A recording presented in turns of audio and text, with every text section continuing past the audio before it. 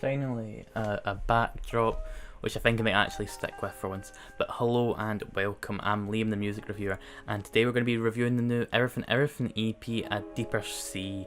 If you don't know who Everything Everything are, they're a Manchester art rock pop outfit that really came to prominence over here in the UK when Art came out.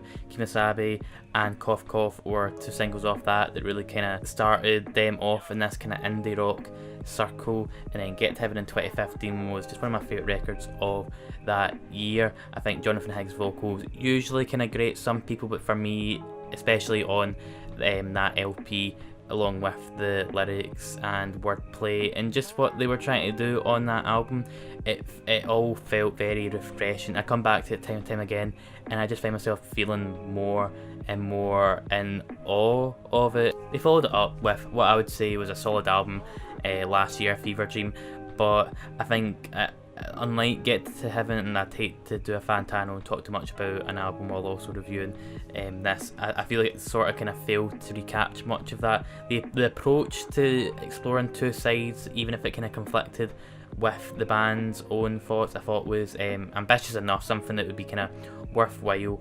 But I think instrumentally it just never really kind of captured my interest much, and especially in some songs where it kind of fell into the whole we need to complain about Trump thing, and it done it in kind of not a fashion where I felt that it paid off very well. This EP, I need to kind of say that it is good. Is it very good? In the first half it is. The second half, I'm not too sure. I don't really think this needs to be an EP, which already seems like we're getting off to a bad start. But the first half of this EP is incredibly good, if you ask me. If you like math pop or some kind of more somber kind of rock music, I think you'll dig this, because Mariana, I think, is probably based off a poem that shares the same name, that kind of focuses on isolation, depression, and it does it all so much in, like, maybe not so much in a subtle way. Like, you can kind of tell even without me telling you just now. If you'd listened to it before, you would have known that.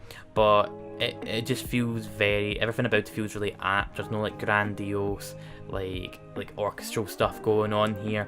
Everything about it's very subdued. It kind of reminds me of kind of Sigur Rós a little bit, where so much is going on, yet it all kind of meshes in so well, where you're never really kind of like questioning like if it's like bloated or not.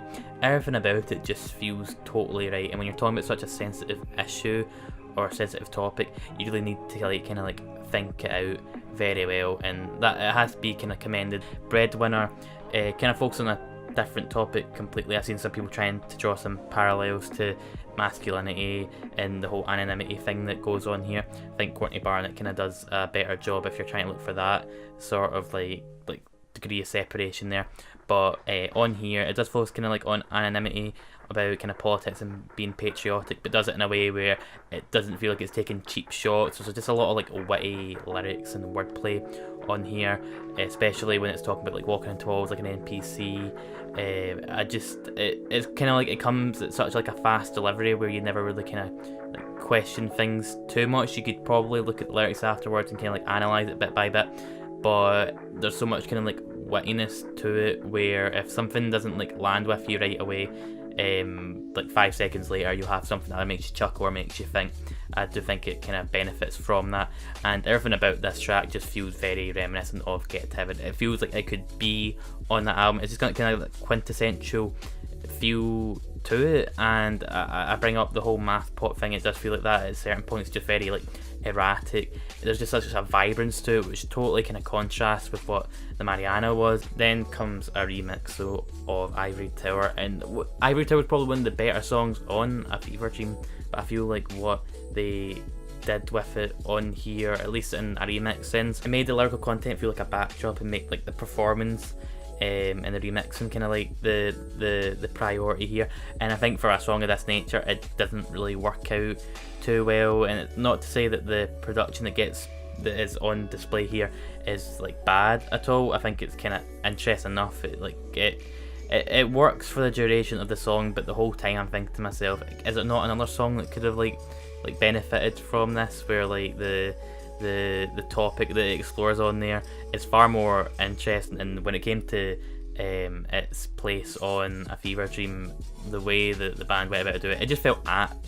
And then there's a Neil Young cover near the end, which is total. It's lovely. It is lovely. It differentiates itself from Neil Young, because he says before with this song that kind of like it fizzles out near the end. It's not this way at all. Like it all kind of like comes together, and it's like constantly just kind of like it's always keeping this momentum going.